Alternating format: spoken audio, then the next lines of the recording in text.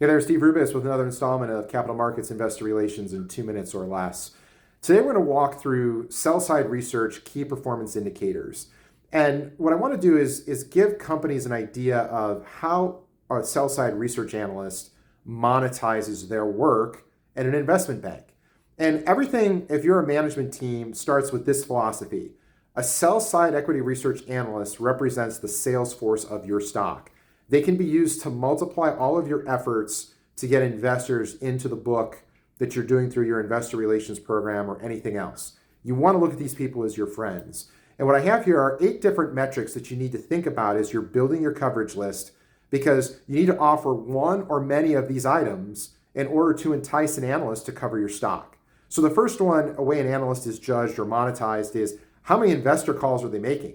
Are they actually being engaged by buy-side investors? Number 2 is the number of companies you cover. If you're not covering 15, you probably don't matter. And one of the other things is if you don't have a certain number of stocks, I think it's 4 or 5 in a given vertical, you can't win a Star Mine Award, which puts you even further behind in terms of relevancy.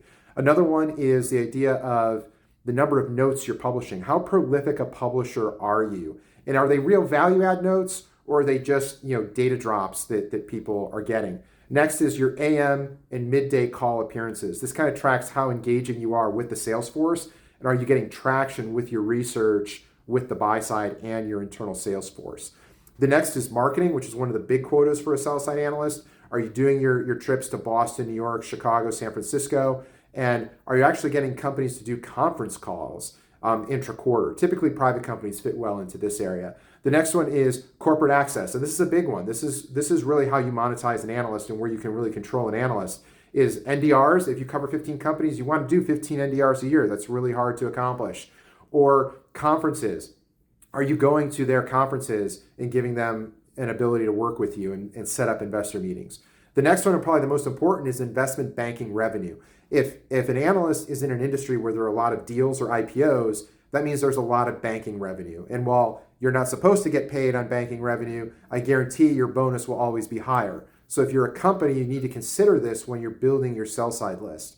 And then finally, trading commissions. If your stock doesn't trade a lot and there's no banking revenue, it's going to be difficult to really get a sell side analyst to want to cover your stock. So you're going to need to have an investor relations pro who is always there to answer questions. So with that, I know this was a little longer video, but I think this is really insightful for a lot of corporate executives as they kind of manage their public company career. So I'm always here to help you with your capital markets, investor relations, and corporate finance needs. Thanks for watching.